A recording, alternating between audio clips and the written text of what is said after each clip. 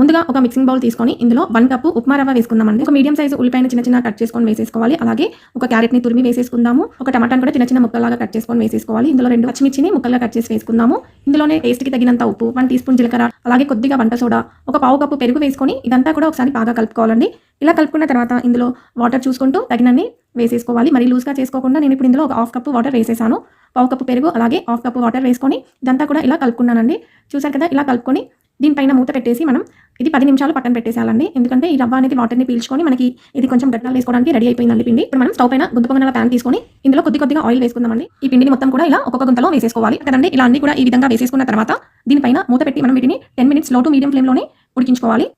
వీటిని ఇంకొక సైడ్ తిప్పుకోవాలి. పైన ఈ విధంగా కలర్ చేంజ్ అయితే మనకి ఉడికిపోయినట్టే. మనకి ఇంకొక సైడ్ అంత కలర్ ఏం రావండి.